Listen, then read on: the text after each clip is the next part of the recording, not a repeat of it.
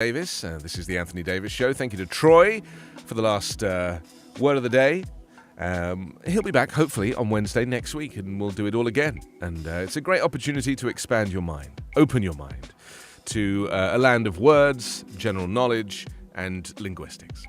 I am going to talk with you about the news, about the stuff that's happening, because we know it's a crazy time right now. And, really we need to be thinking very hard about what is going on in the world and how it affects us. And so, that's what we do here. And you're welcome to join in the usual way. You can use your Echo Show to talk to me. Just wake it up, say, and then your message. You can also use backchannel.tv. It's the web chat, backchannel.tv on your browser, on your phone, or your laptop or desktop. And finally, YouTube is a streaming service that we can be found on too. You can follow the show there, watch it, and comment. We're going to look at Biden today, accusing Russia of genocide. Congress, two lawyers who served at the most senior level in the Trump White House are today set to talk to the committee investigating events leading up to the January 6th insurrection. The former White House counsel, Pat Cipollone,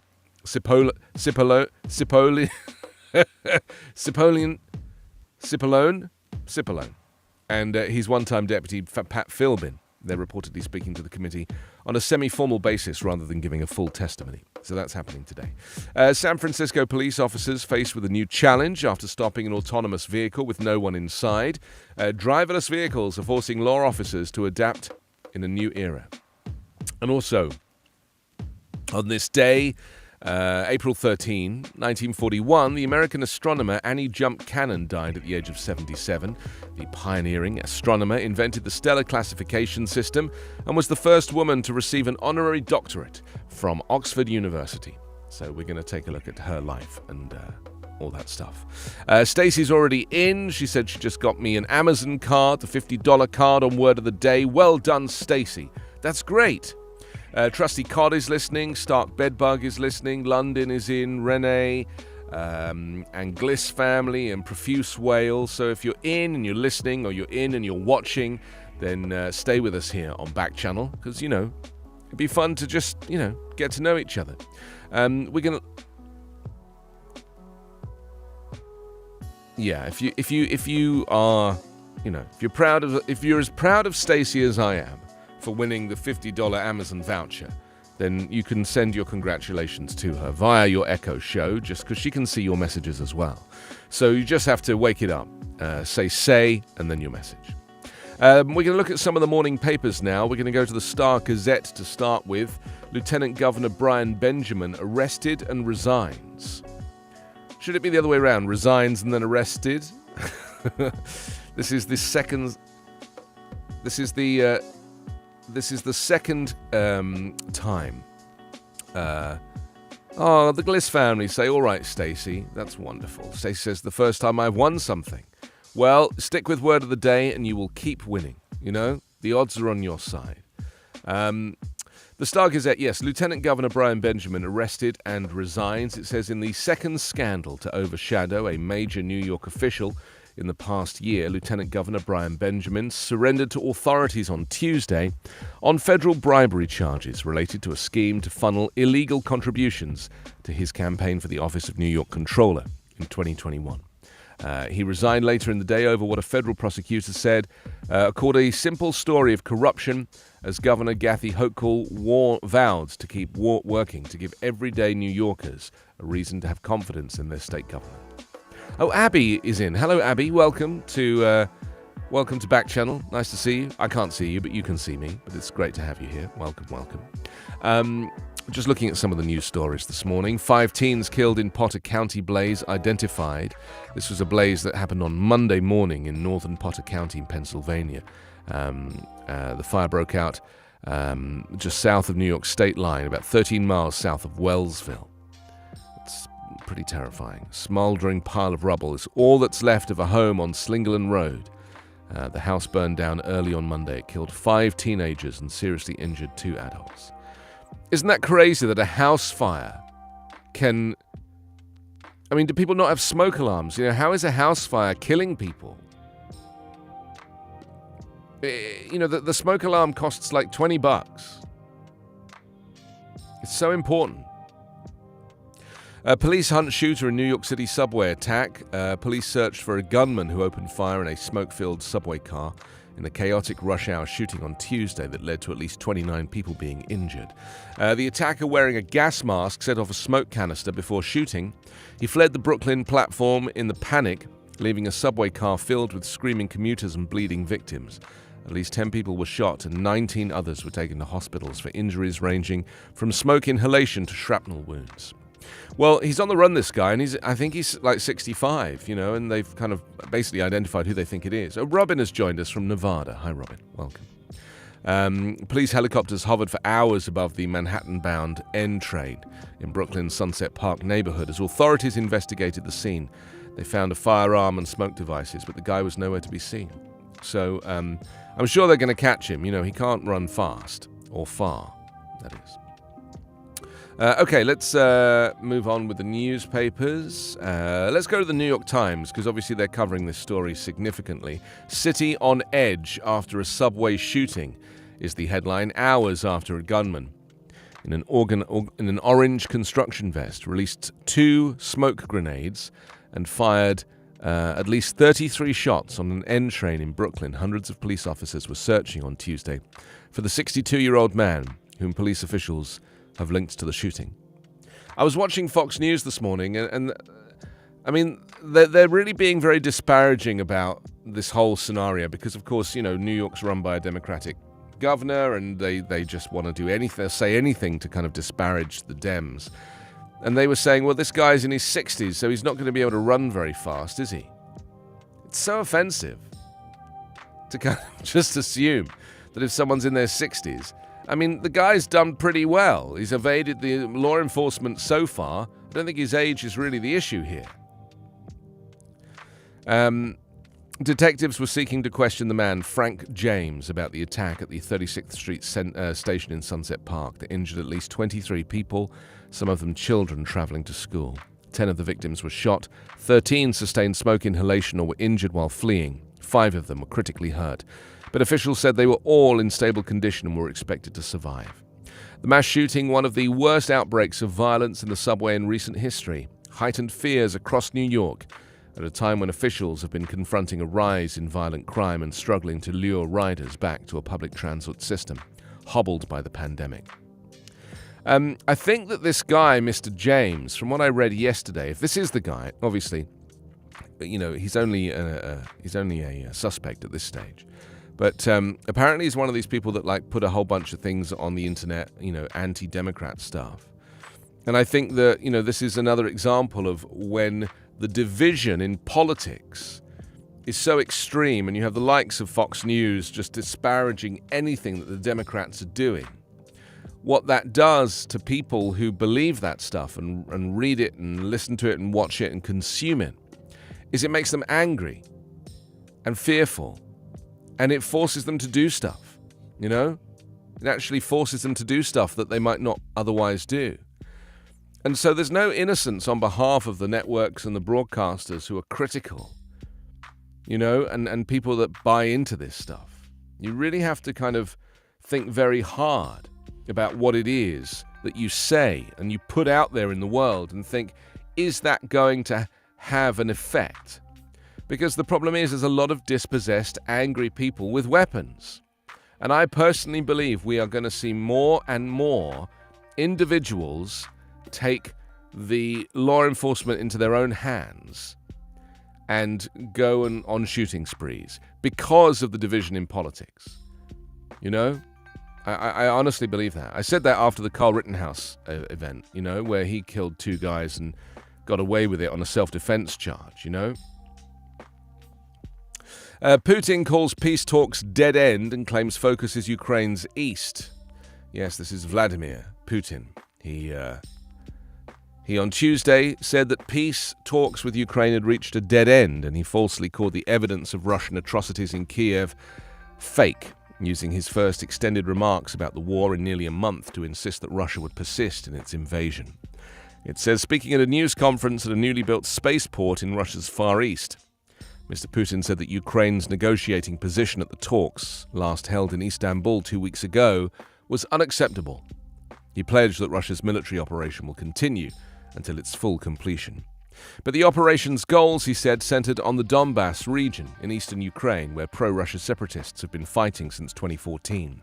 It was the first time that Mr. Putin himself had effectively defined a more limited aim for the war, focusing on control of the Donbass, and not all of Ukraine, which Mr. Putin and his subordinates have said should not even be an independent country.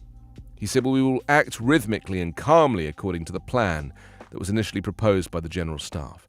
You know, I am of the opinion, and I said this yesterday and I've said it a couple of times now, that I think if I was to predict the kind of end game, that maybe Zelensky would concede if the shooting stops to give, this eastern Donbass region back to the Soviet Union and just reborder it, if that's what this guy wants, on the agreement that he'll be allowed to join NATO or some other negotiating tool, A fascinating chimpanzee has joined us. Welcome.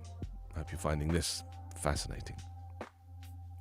Just over a month ago, by contrast, Putin warned that Ukraine's leaders risked the future of Ukrainian statehood by resisting the Russian invasion, which Kremlin military planners appeared to have mistakenly thought could be achieved with relative ease. Still, Mr. Putin's assertion of Russia's more limited war aims in Ukraine could not necessarily be taken at face value, and he may yet harbour an ultimate goal of taking control of the former Soviet Republic. For months leading up to the February 24th invasion, as Russian forces massed on Ukraine's border, Russian officials insisted there were no plans to invade and that the build-up was merely a military exercise.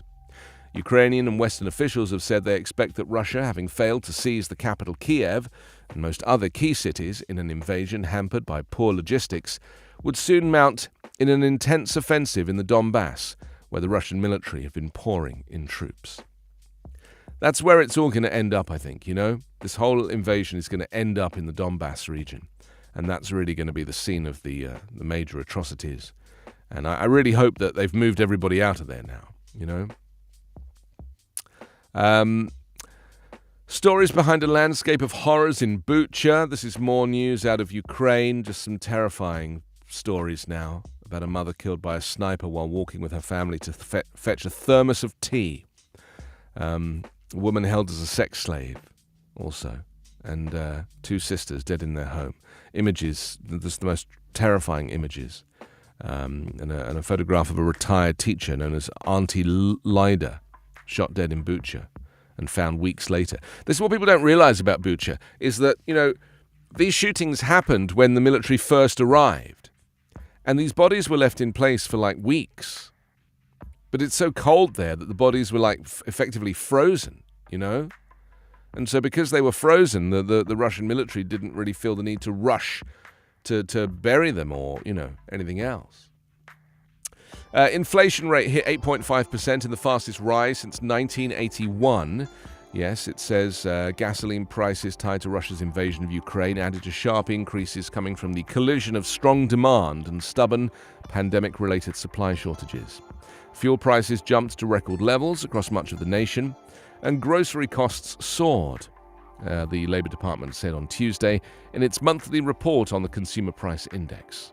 The price pressures have been painful for American households, especially those that have lower incomes and devote a big share of their budgets to necessities. Cold Ant is in the house. Welcome, Cold Ant. Nice to see you. You can join in too. You can just wake up your Echo shows, say the word "say," and then your message to join in. If you've got an Echo show and you haven't been using it for Backchannel, you just go up to it and say "Open Backchannel." Very easy. You can also follow the show at YouTube as well. And then Lieutenant Governor of New York steps down. This is another more coverage of Brian Benjamin resigning on Tuesday, hours after federal prosecutors unsealed an indictment implicating him in a brazen scheme to enrich his political campaigns with illegal donations. So there we are. That's the New York Times this morning. Let's stay in the region for the Wall Street Journal. Gunman attacks riders on New York subway. Same story, same photo actually.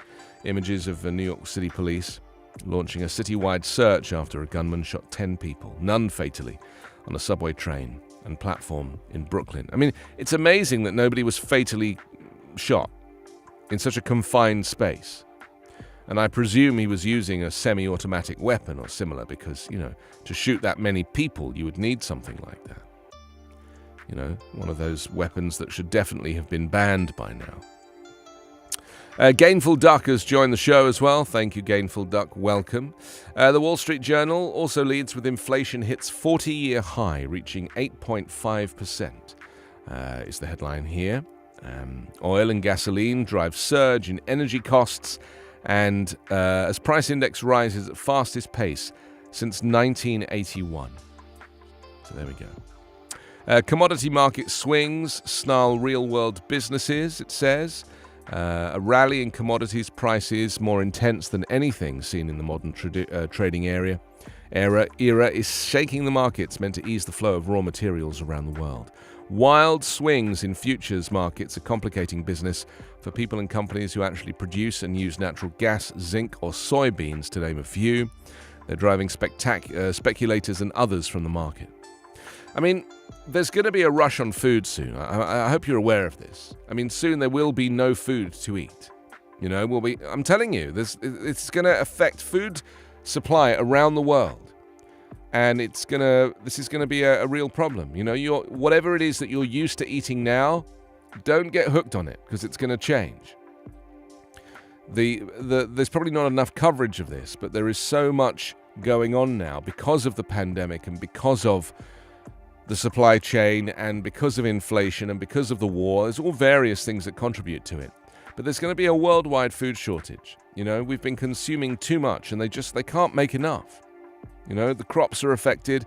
Climate change is affecting the crops. This is how we're going to see the effects of climate change. Ukraine hunts for proof to prosecute war crimes. It says searching for evidence in the killings of hundreds of people by Russian troops. Ukrainian prosecutor Ruslan Krevetsko unlocked the double doors leading to a boiler room on the south side of town. The space has been used as an office by the occupying forces.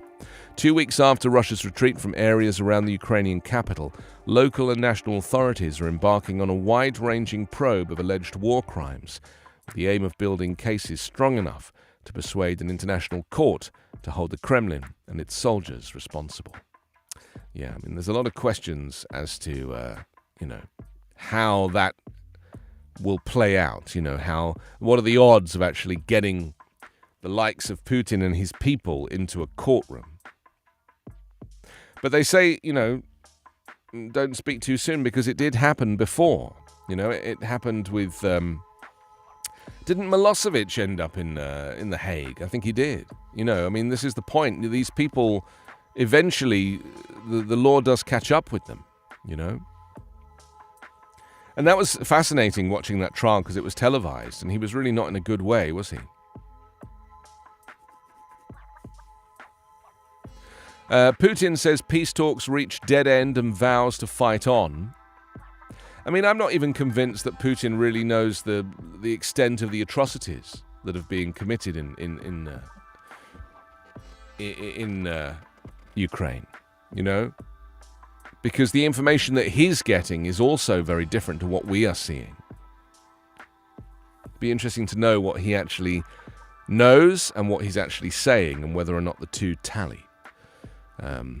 He said that peace talks with Kiev had reached a dead end as Moscow's forces on Tuesday bombarded Ukrainian military positions and residential areas in the country's east and unleashed new rocket attacks. Yeah. So, there we are. Oh, Z has joined us. Hello, Z. Welcome. Nice to see you. We are looking through the Wall Street Journal right now and seeing what's happening right there.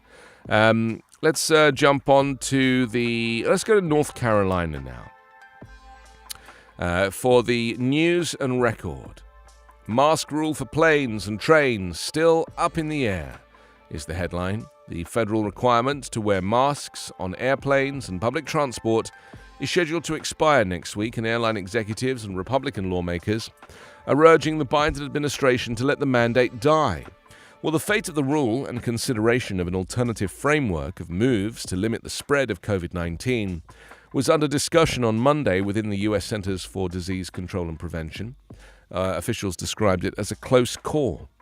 This is a decision that the CDC director, Dr. Rochelle Walensky, is going to make, White House coronavirus policy advisor Dr. Ashish Jha said on Monday. I know the CDC is working on developing a scientific framework for how to answer that. We're going to see that framework come out in the next few days. I mean, why wouldn't you wear a mask? You know, it's like, why are you so desperate to take off your mask when you know that the pandemic is still raging? I can understand not wanting to wear it outdoors. I can understand not wanting to wear it maybe in a shopping mall. You know, small confined spaces, you're going to need a mask on. And an aeroplane is a small confined space. You know?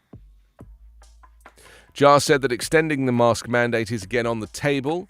I mean, this is because it's been politicized. And, you know, the Democrats are just so terrified of what the right wing are going to say if they continue this.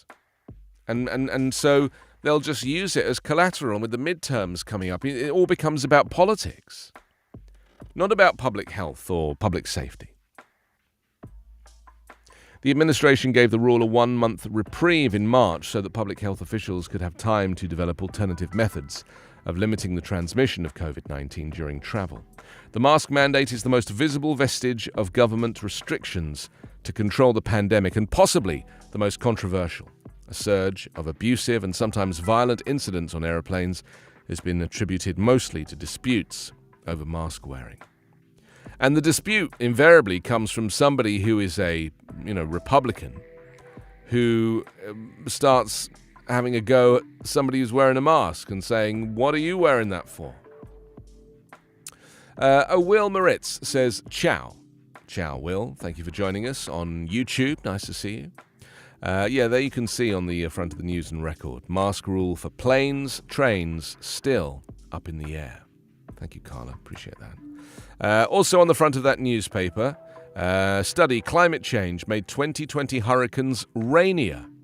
Yes, climate change, it says, made the record smashing deadly 2020 Atlantic hurricane season noticeably wetter, a new study says, and it will likely make this season rainier too, scientists say. Human-caused climate change made the entire season. 30 named storms dropped 5% more rain during the 14 storms that reached hurricane status. The rainfall was 8% heavier, according to the study in Tuesday's Nature Communications. It doesn't sound like a lot, but if you're near a threshold, a little bit can push you over the top, said Lawrence Barkley, National Lab climate scientist Michael Weiner, co-author of the paper. The implication is that means there was more freshwater flooding and that the damages were from fresh water flowing. But how much would require a more detailed analysis? So there we are. I mean, yet again, they talk about hurricanes and they don't mention climate change, and then they talk about climate change and they don't mention hurricanes, except that they are here for the first time on the News and Record, so that's good news.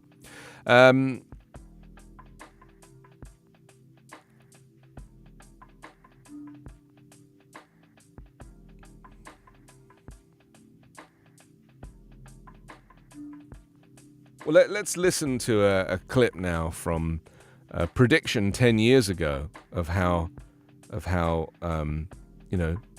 these hurricanes are made, and how that climate change is affected by the hurricanes, and how climate change affects the hurricanes effectively. Have we got that? No? Okay, it's coming up in just a second.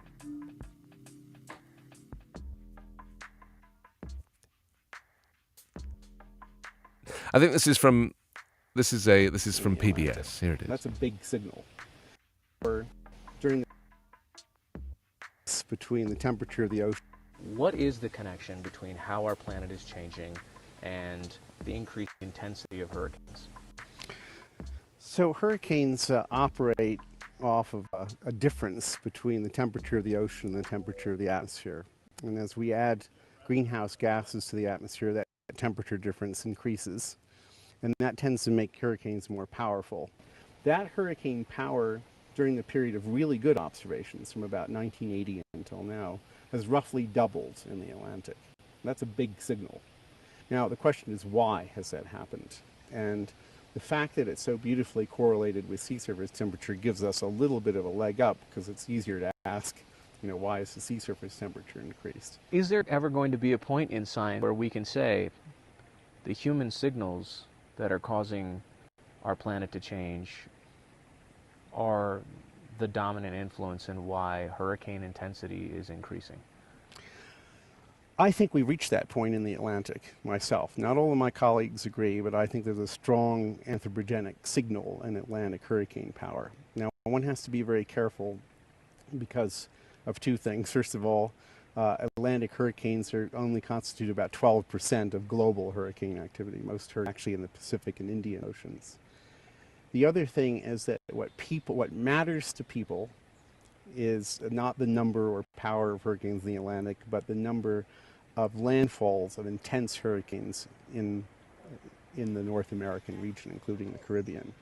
That's what kills people. That's what does billions of dollars of damage, along with the increase in the incidence of the most powerful hurricanes. Some of the phenomena that go along with that are also expected to increase, including the storm surge, which in practice kills a lot of people and does a lot of damage in hurricanes. And that is sensitive to the strength of the winds blowing across the water and also the physical size of the storm. We expect both those to increase in the highest category of storm. So we're worried about that. The other phenomenon that doesn't get very much attention but should is rain. So next to storm surge, freshwater flooding from torrential rains is the second most deadly aspect of hurricanes. All of the models, so this is one place where there's virtual unanimity, show rather serious increases in hurricane rainfall, simply because the air is warmer and holds a lot more water vapor. So the consensus in our field about hurricanes going forward is that we ought to see an increase in the frequency of the most intense hurricanes, the category 3, 4, and 5, globally. Now, when I say globally, I mean on the average globally. There'll be some regions that actually go down and regions that go up faster, but on the whole, that's what we expect to see. And that's not terribly good news, but that is the consensus.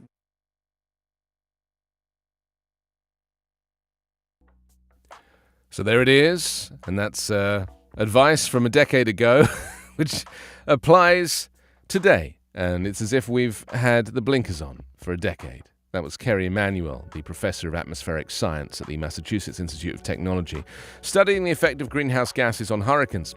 And the reason we show this is because, people talk now as if this climate change phenomenon that is causing all of these problems and these freak weather incidents and everything is like new. And they're like, I can't believe this. It's like it's crazy that this is happening now. It's like, it's not crazy at all. They've been talking about this since forever. Since forever. And so, the data is out now about 2020, and 2020 is obviously, a couple of years ago, but it's enough time to have crunched the numbers. And it says, while past studies have predicted climate change would make storms wetter and found individual storms, such as 2017's Harvey, were in fact wetter because of human-caused climate change. This is the first study to look at an entire season. It's important because it removes the selection bias of just picking the worst storms, such as Harvey. It's not just the big monster ones, it's the whole season. And it's likely that 2020 is not the only year made significantly rainier by climate change. Warming is probably increasing the downpours in nearly all storms and most hurricane seasons, including the one that starts on the 1st of June. And what a season 2020 was. It broke records for not only being having the record number of named storms, but for the number that became major storms with winds of at least 111 miles per hour, 7, and the number that made landfall in the United States. Louisiana got hit 5 times. Overall, more than 330 people were killed directly by named storms in 2020, and damage soared past $41 billion, according to the U.S. National Oceanic and Atmospheric Association. And there's a photograph there of Sonika King holding onto her husband, Patrick, in 2020 in Lake Charles, walking through the flooded street to their home, after Hurricane Delta moved through the previous day. According to a new study, climate change made the record-smashing deadly 2020 Atlantic hurricane season noticeably wetter. So there it is, you have been warned. And also the other thing we should remember is everything is connected, everything, from the food that we eat, the crops that we grow, the CO2 that we emit, the stuff that we purchase, the car that we drive, the fuel that we use. All of it is connected. This is our planet's ecosystem. And unfortunately, in countries such as China and America, there has not been as much thought as in other countries. So if you grow up in Scandinavian countries, for example, just things like recycling are so much embedded into the culture, that they have literally never thrown anything to landfill that doesn't need to be there. That their attitude towards this is baked into their culture. Reusing things, remaking things. And I first discovered how backward America was about this when I first moved here about 5 years ago, and the bathroom, the toilet cistern was broken. It just needed a repair, and the plumber came and he replaced everything in the cistern, the whole lot. And I was like, why are you doing that? Like, it's just the chain connected to the thing. He's like, well, what's the point in just replacing one part? Might as well replace the whole thing.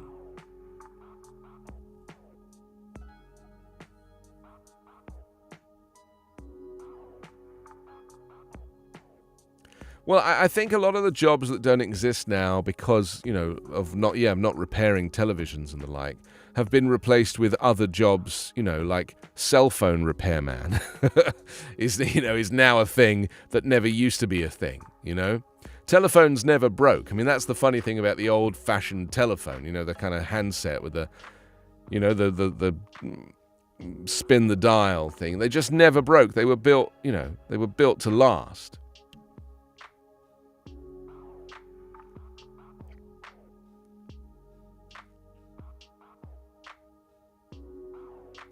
Charisse is in California. Hello to Charisse. We're going to go to the live stream of NASA's latest launch in just a few moments. But first, we're going to catch up with the latest news from the US Volley News Update. It's a podcast that I make every day. You can download it wherever you get your podcasts. Just 2 minutes long, and it'll just keep you updated of some of the interesting things happening here in America. Here it is.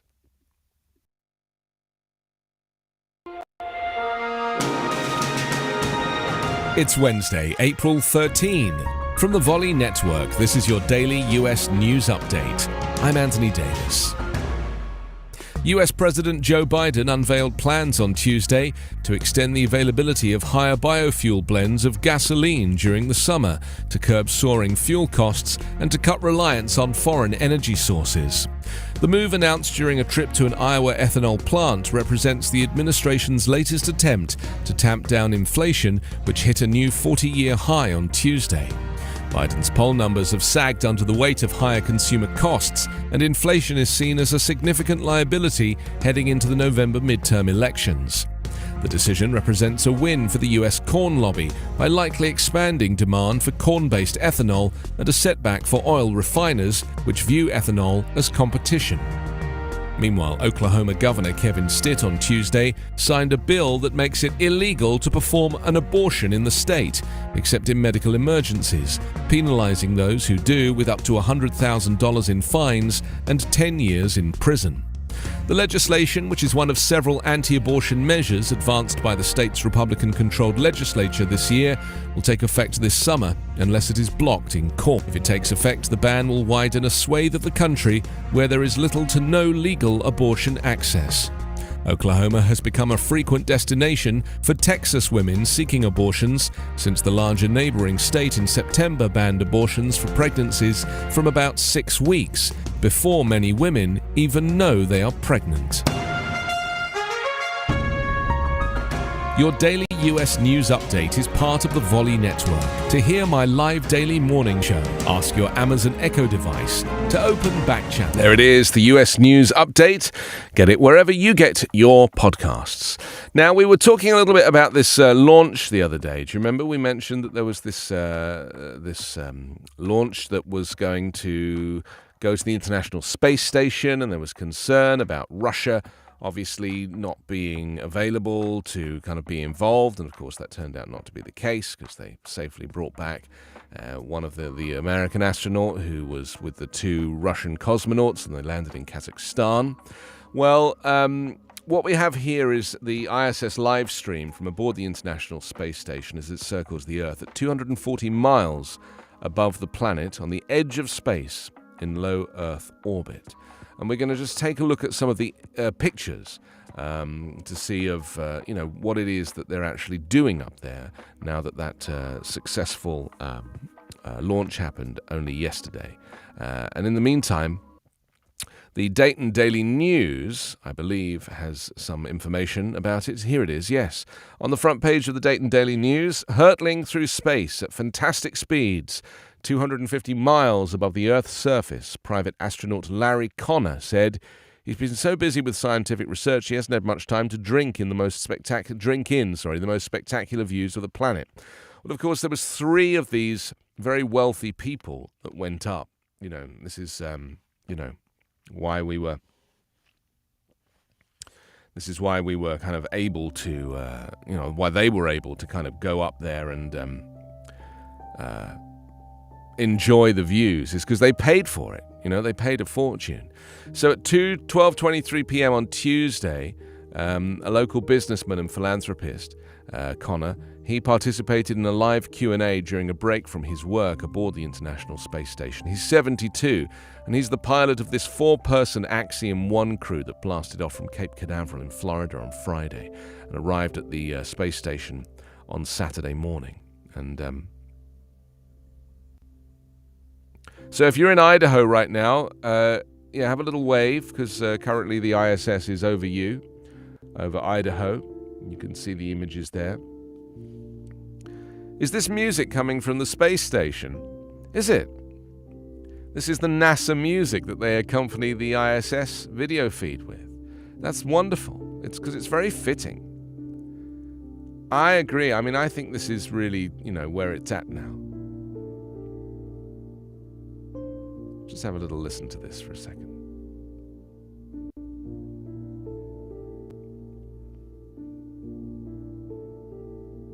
Over Montana now. 46.4 degrees north, 107.4 degrees west, at an altitude of 419 kilometers.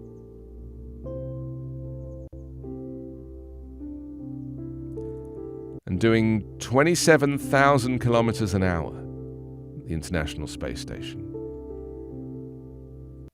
This is exactly what they're seeing at this moment. Montana looks quite cloudy right now. Is that cloud? I think so. Montana is very flat, isn't it? So I guess that's why they would have lots of cloud cover, because there's no kind of, mountainous regions to break up the cloud.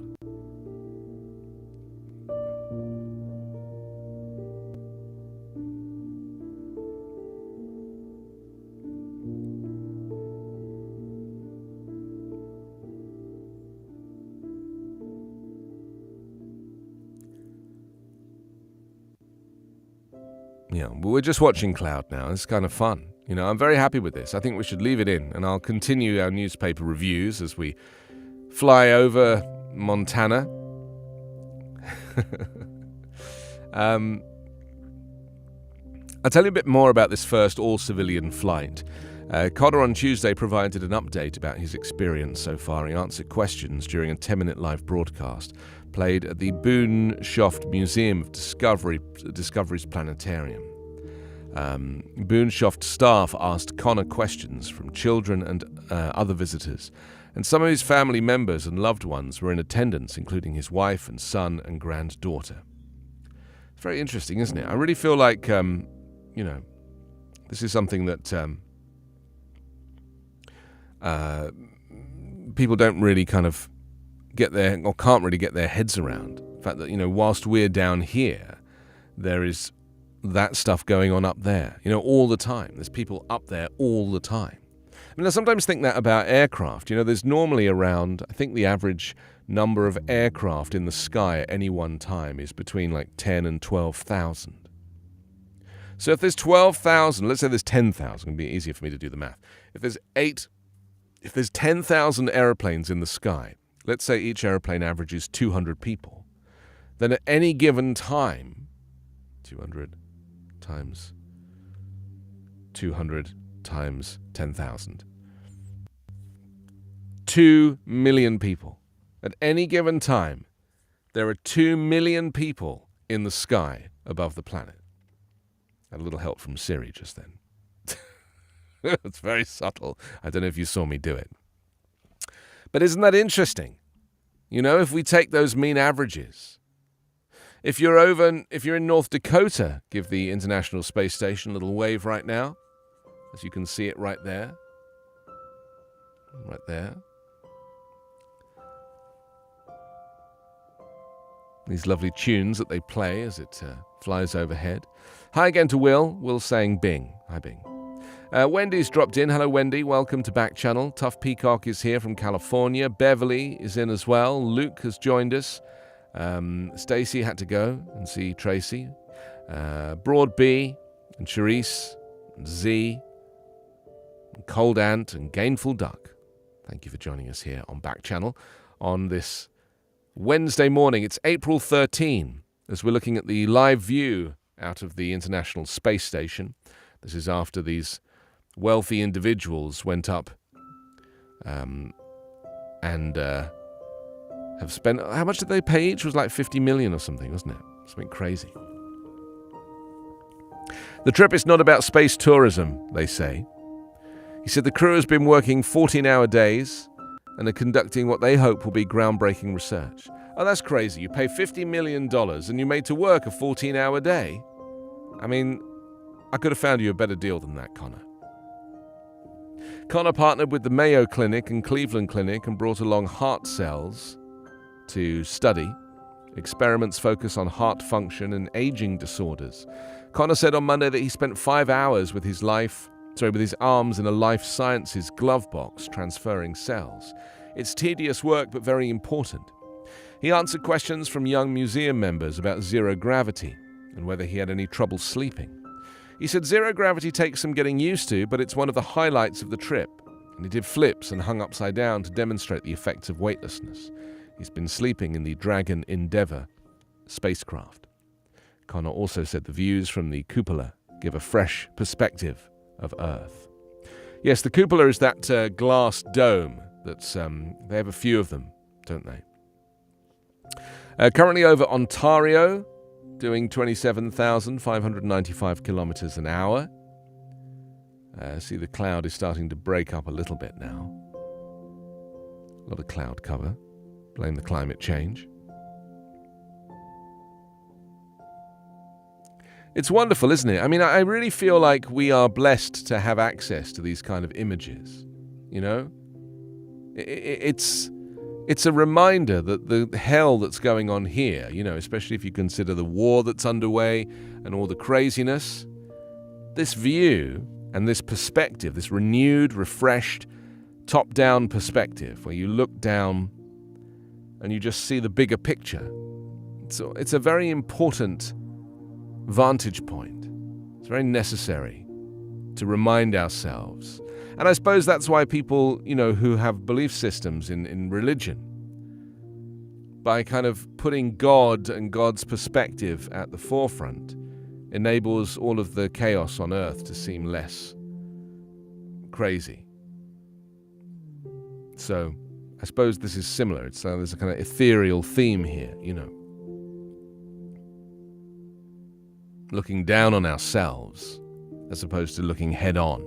When you look head on, everything looks so crazy and complex and difficult to navigate. But when you change the perspective, you just shift things to above and you look down, and then the landscape seems much clearer. You can see that things that seem closer are actually much further away and vice versa.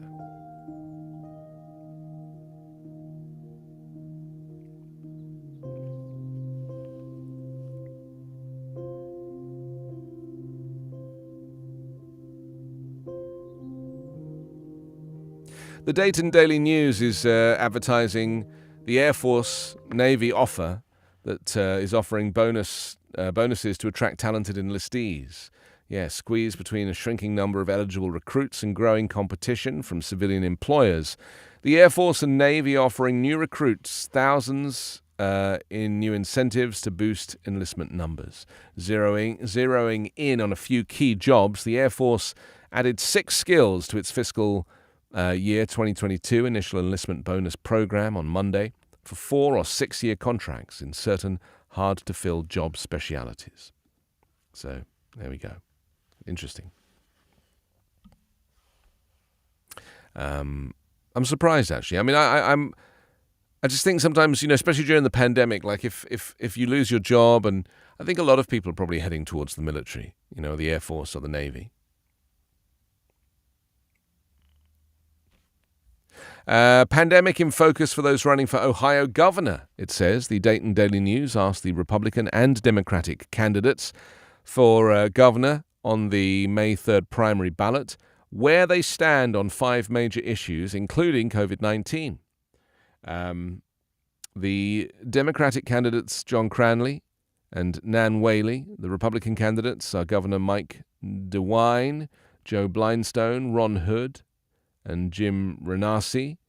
Look for their answers on a different issue every day through Friday. Interesting. So the question was, what action should the state take to continue dealing with COVID-19 and prepare for a resurgence of future pandemics? And the Republican candidate, Ron Hood, said nothing. He did not respond to requests for comment. His website does not mention COVID-19. Nothing. And this is because invariably a lot of Republican candidates see the pandemic as a Democrat issue, because they've chosen to kind of politicize it.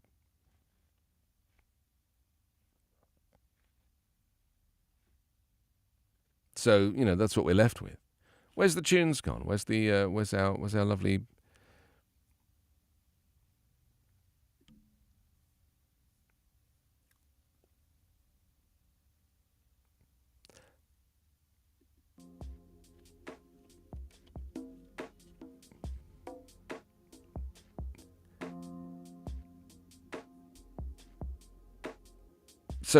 So I mean, it's so interesting that Ron Hood is, I think he's I'm trying to see what his job was before. He's a former Republican legislator in the Ohio House of Representatives, represented the 78th District, and now he's one of the 4 candidates running for governor of Ohio.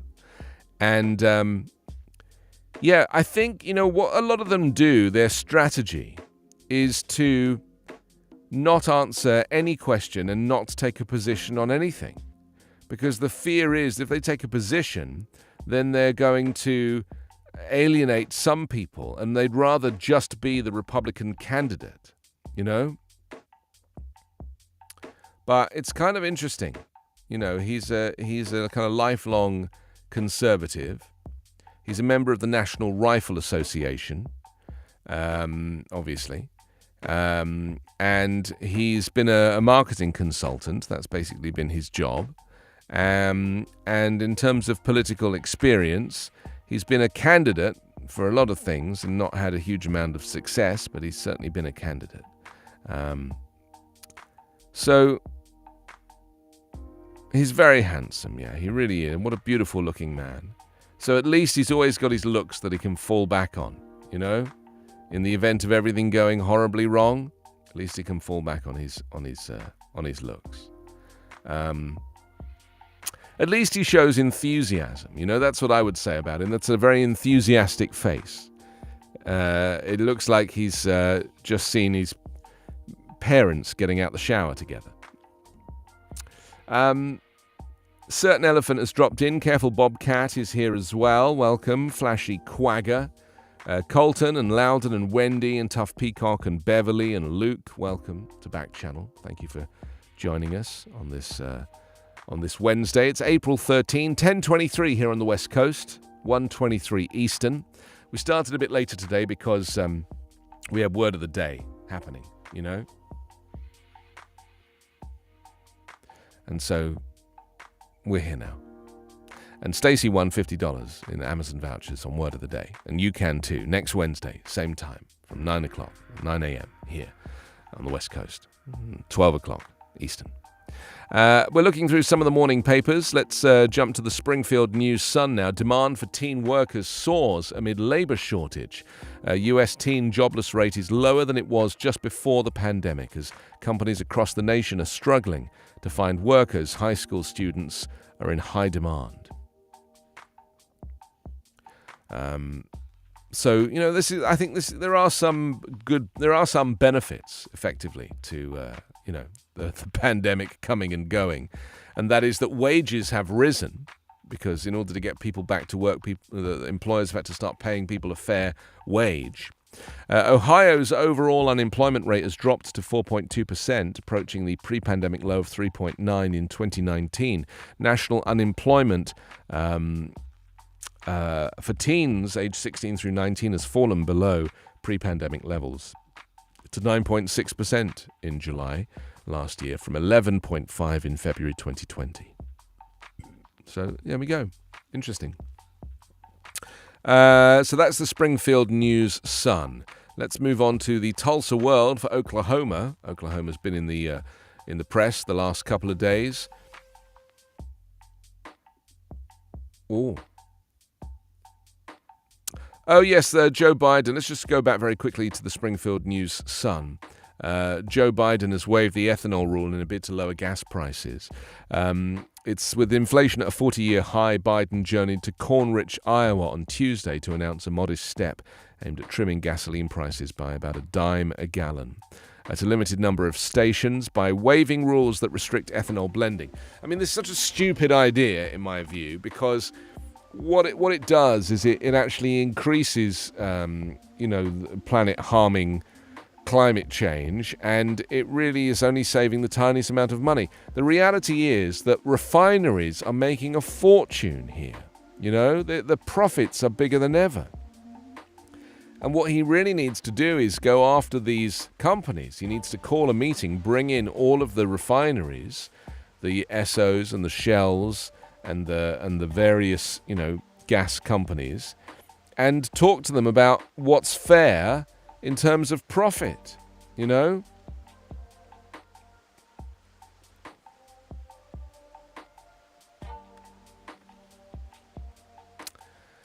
Okay, so there we go. That's the Springfield News Sun. Let's jump next to the Tulsa World for Oklahoma. The headline is a tragic one, really, if you're a kind of forward-thinking person or you care about women's rights, and that is near total abortion ban signed. Yes, Oklahoma's near total ban on abortion is expected to go into effect this summer after Governor Kevin Stitt signed Senate Bill 612 into law on Tuesday. The law makes abortion a felony for those who provide the care, punishable by up to 10 years in prison and a $100,000 fine. It makes an exception only for an abortion performed to save the life of the mother. I promised Oklahomans that I would sign every pro-life bill that hit my desk, he said, and that is what we are doing here today. I mean, it's crazy because all the people in the photograph here are old white men. Old white men telling women what they can do with their bodies. Because this radical kind of, Christian nationalism has permeated this Republican culture, and it's not reflective of the wider country. The measure garnered more than 80% support in both chambers. You see, in chambers, not in the public. They never ask the people. They never do a referendum. They never do research to see what people want. This is my point about elected representatives are not representative of the people. They're just not. There's this divide because, it's money that gets people elected. It's how much money they raise. That's how they get elected. They're not really elected by the people at all. And so there's this disconnect between what the lawmakers are presenting and what the people actually want.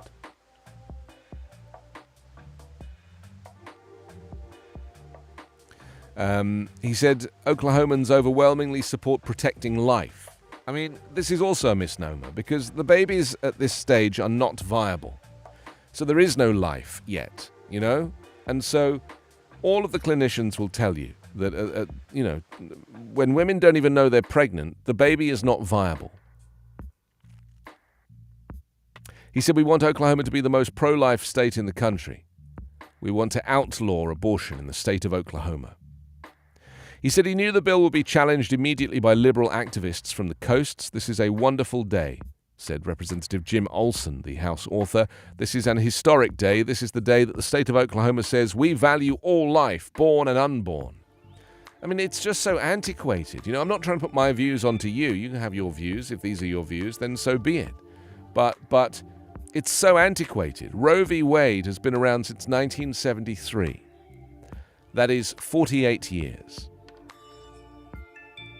The Oklahoma legislature has advanced other bills in recent years that were later determined by courts to be unconstitutional. SB 612 is generally acknowledged to be unconstitutional on its face under Roe v. Wade, the 1973 U.S. Supreme Court decision that guarantees women the right to abortions under certain circumstances.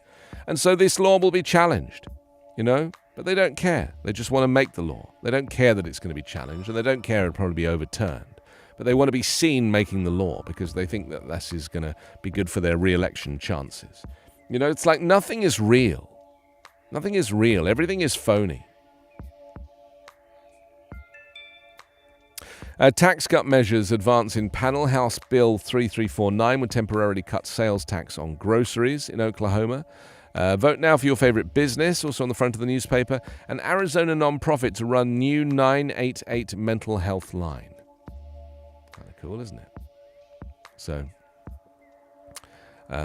this is Solari Crisis and Human Services going to operate the statewide 988 mental health lifeline, which will replace the 11-digit national suicide prevention lifeline number. The Federal Communications Commission in 2020 approved rules to establish 988 as the nationwide, easy-to-remember 3-digit dialing code for Americans in crisis to connect with suitable prevention and mental health crisis counselors.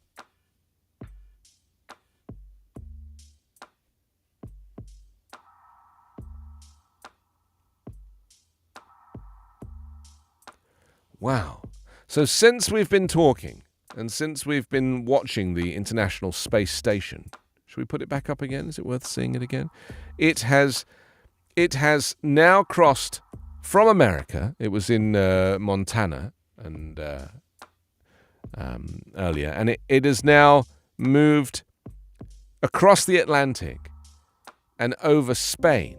So it's currently over the Canary Islands, which is small islands off the coast of Spain, like volcanic islands, no beaches, just black tar and soot. Been there many times. One of the cheapest places to vacation if you lived in England during the 1980s. My parents would drag me to the Canary Islands all the time. Currently over the Western Sahara now, still doing 27,000 kilometers per hour. And you can see the rotation there of the ISS, and you can see the curvature of the Earth. You can see the spherical nature of the planet. And for anybody who thinks that the Earth is flat, well, think again, my friends. Think again. You know, people still think that the Earth is flat. Are you aware of that? They literally still think that it's a flat thing. It's amazing to me, you know.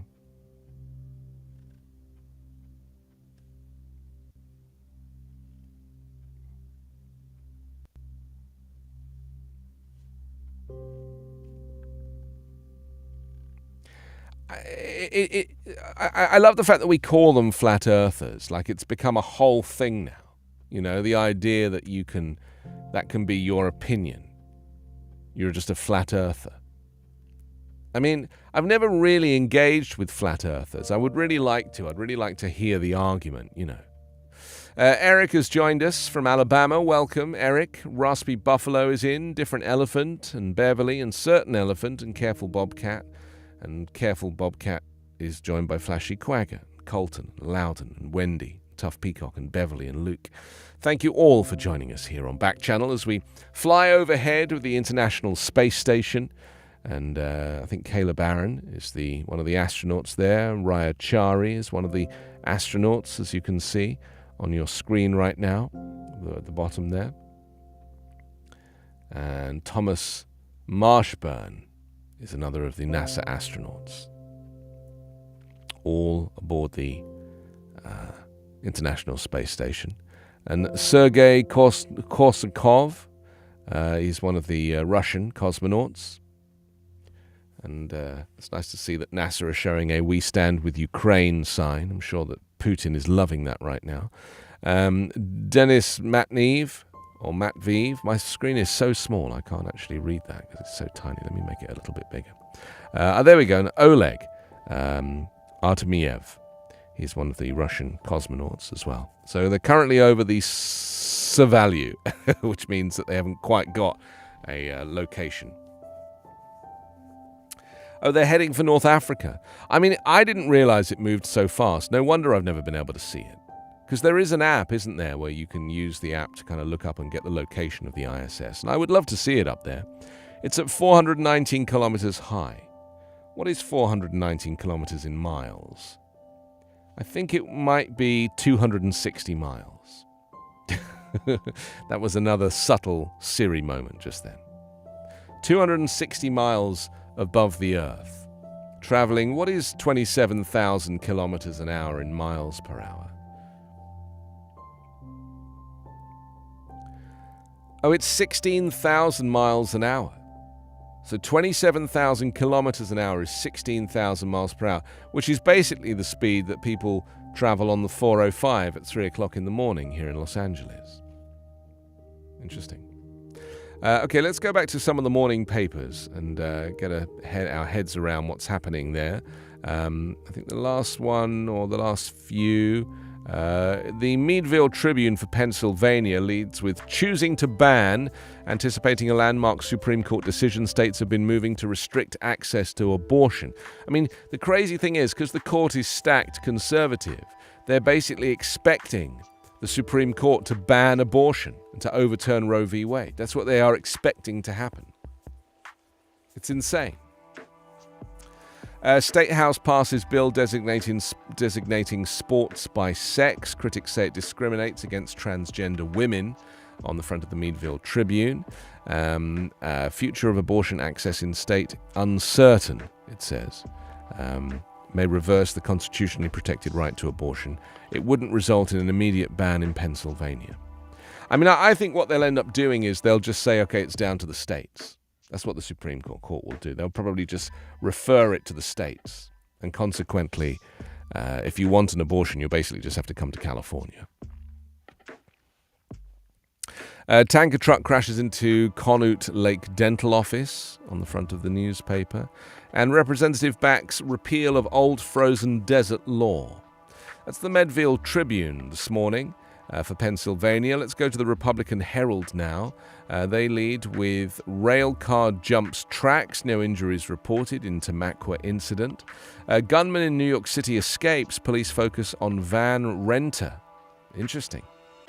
And Trump wades into gubernatorial contest. Former President Donald Trump waded into Pennsylvania's GOP gubernatorial primary on Tuesday, slamming a former acolyte over his alleged failure to investigate Trump's claims of widespread voter fraud.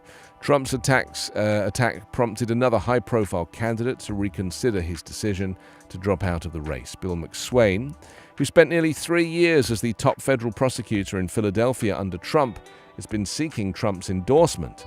Well, Mr. Swain has called the presidential election in Pennsylvania a partisan disgrace as he sought to curry favor with the ex-president and often touted his connection to Trump while campaigning for the GOP in crowded primary field, but Trump turned on him. Yeah, if you turn on Trump, Trump will turn on you, and worse. And he said that quite openly. You know, you wrong me, I will wrong you 5 times over. Patrons of coffee shop fill up large jar with heartfelt words of encouragement, and that's kind of cute. Life is not a problem, it's a reality to be experienced.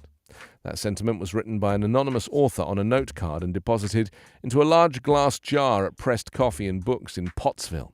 The coffee shop staff came up with the project they called Encouragement and invited patrons to express themselves on the topic. It's been an overwhelming success.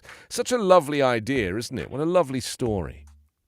The idea that you can just write a few words of positivity on a post-it note, stick it in a jar. At a time of war in Ukraine and divisiveness in the body politic, the encouragement jar is filled to the top with an outpouring of sentiments intended to offer hope to those afflicted with hopelessness. One of them said, "Spring and summer may pass, but fall and winter won't last. And I can trust the creations perfect in nature. Better is coming, I know." I read an interesting one this morning. Let me see if I can find it. I thought it was a very poignant message that somebody had posted. Let me see. It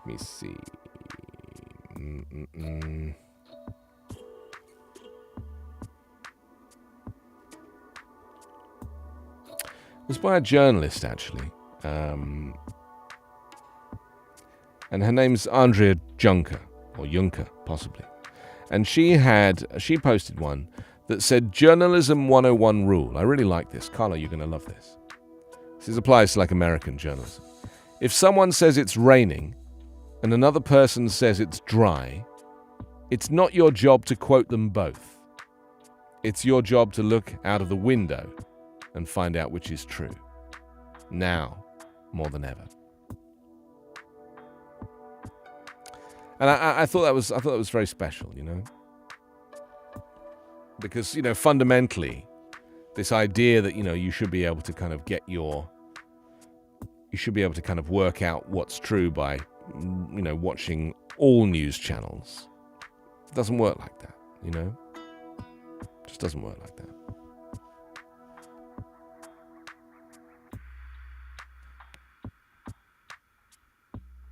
Let's go to the Bradenton Herald next.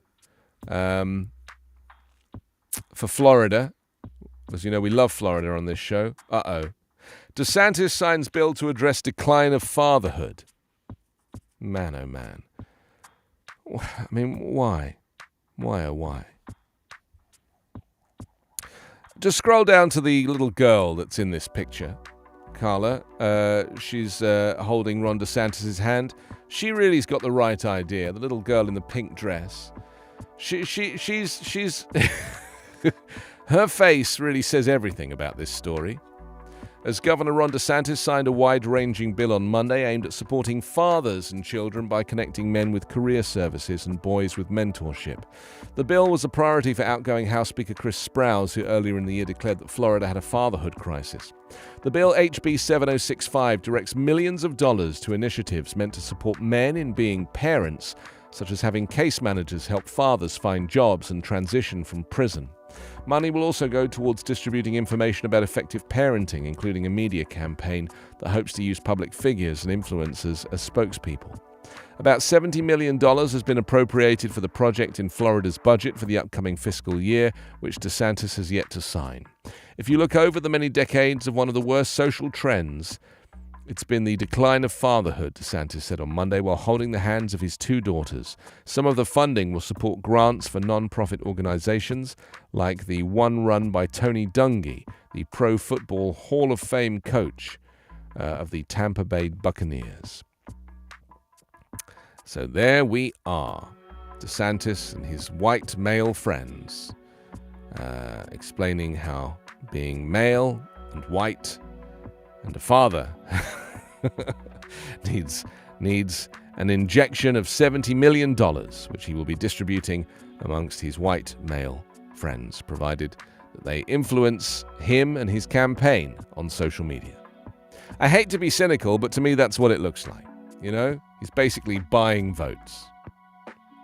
Nothing that this guy does is for the right reasons. This guy is an operator. He's an operator.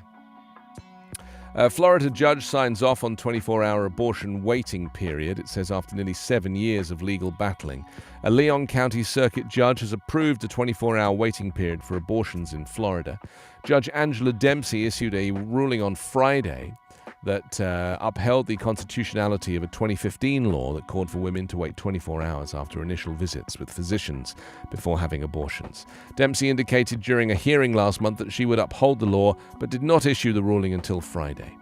She rejected a request from the plaintiffs to put the ruling on hold while they pursue an appeal, or at least until April 30th, to give abortion providers time to take steps such as rescheduling appointments.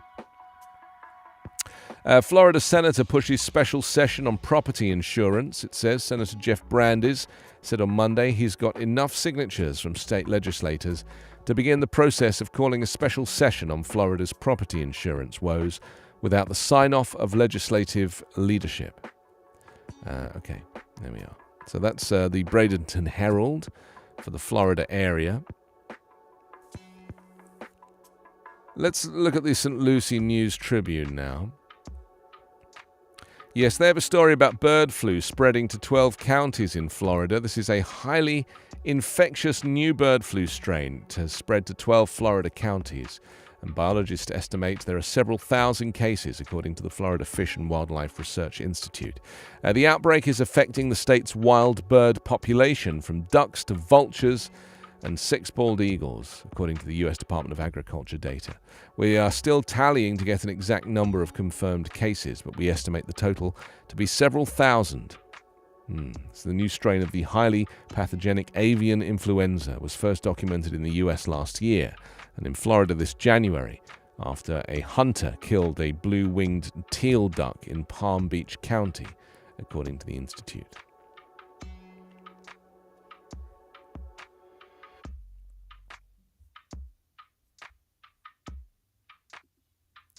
Let's look at this interesting story about driverless vehicles. You may have heard me mention earlier in the show we were talking about San Francisco police officers who were faced with a new challenge after stopping an autonomous vehicle with no one inside. Yes, driverless vehicles are now forcing law officers to adapt to a new era. The officers approached the car operated by Cruise because it had been driving without headlights. In the incident captured on film, an officer remarks, "There ain't nobody in it," before the car moves to what Cruise said was a safer location. The company said the headlights issue was a result of human error.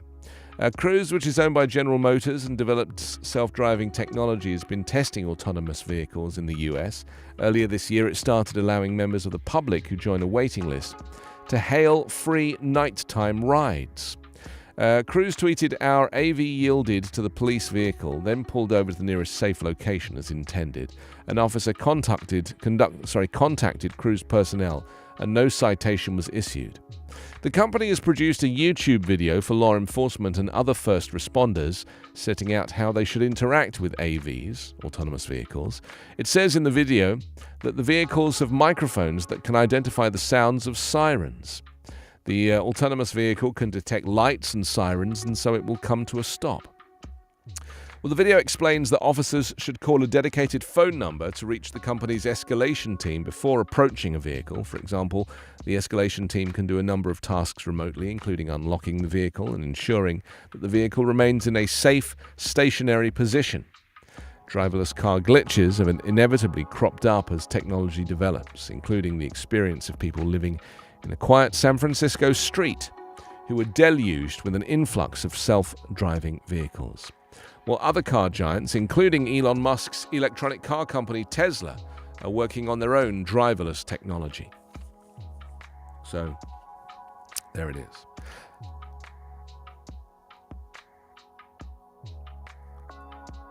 Should we have a look at the video? Can we do that?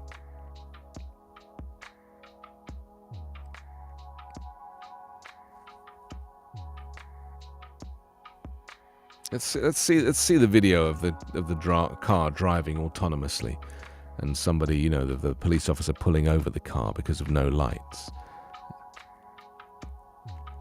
Yeah, we can see that. Yeah, you can blow that up into the full screen, I think, can't you? It's had 3 million views there, hasn't it?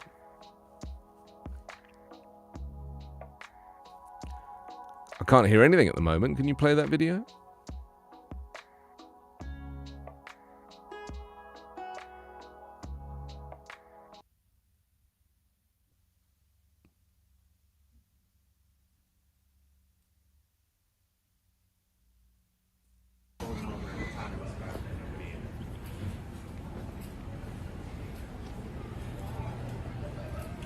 So there's the car. There was the car in front of the police vehicle. We'll try and go back to it so we can see. It's kind of interesting, though, isn't it, that this is like where it's at now. I personally don't understand the point of driverless vehicles. I honestly don't. No, we're not seeing anything right now. Just seeing my ugly face, unfortunately. But I just don't understand. I can understand how supportive technology is good if you're driving your car to have lane assist and cruise control and those things. But I just don't really understand the point of driverless vehicles. It just doesn't make any sense to me. Okay, let's have another look at this. Here we go. So there's the police car. There in front of the police car is the cruise vehicle that's been pulled over with nobody in it. Ain't nobody in it. This is crazy. That looks like a Chevy Bolt, that vehicle. It's got a big camera on the top there. And then off it goes again. And now it's pulling over so that the police can look at it. Oh my god, I have to watch this. People saying I have to watch this. I'm like, can you send that to me? Right? Wait, let me get it on. So, I mean, it's kind of clever, isn't it? Police get out. It's nice that they're not drawing their weapons for a change. I mean, at least no one's going to get shot.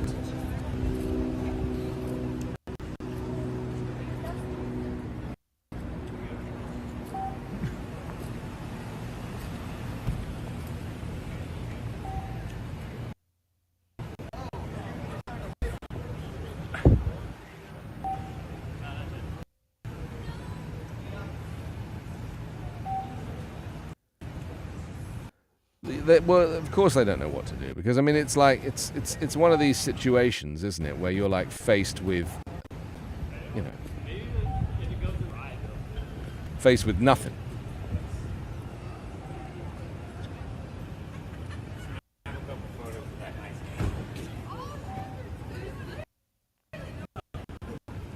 I mean, I like the idea that this is a thing, that this is like wasting police time. That this vehicle, this Chevy Bolt that's doing and it's an electric vehicle as well by the looks of it, so it's not putting out any emissions. And there's got a lot of equipment on the roof there to prevent it from crashing into anything. The police just need to, leave. Why are they even wasting their time? Why are they wasting their time? I love it. Can they even get in? Maybe they can't.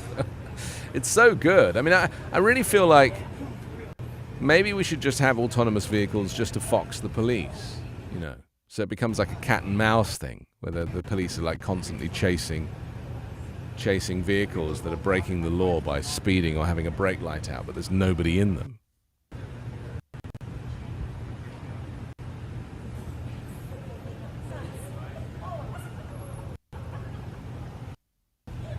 It's brilliant. I mean, it's just genius. There's nothing better than seeing the police look stumped. They don't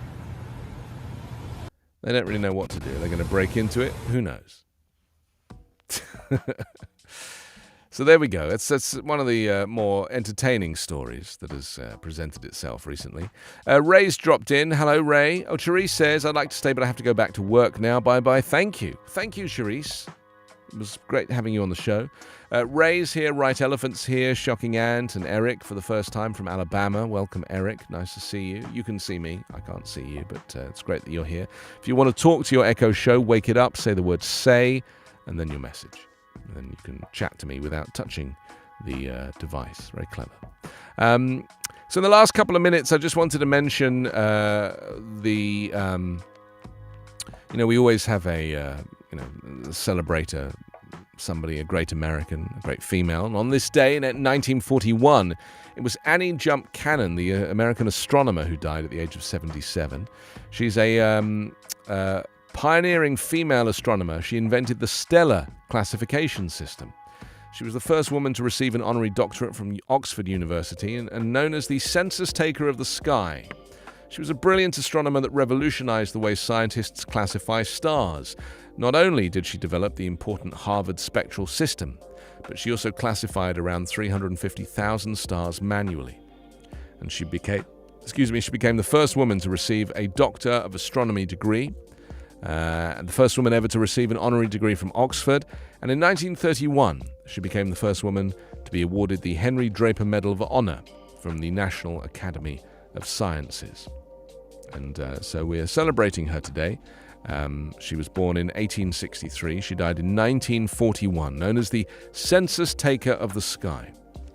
And you know, our quest to kind of keep educating ourselves about inspirational people, mainly women, obviously, because we've been looking at women specifically in the last few weeks. She's, you know, another person to go on the list. She died at the age of 77 in April 1941 in Cambridge, Massachusetts.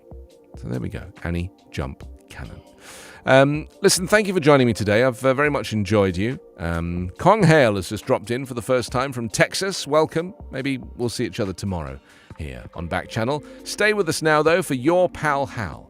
He's next. Bye for now.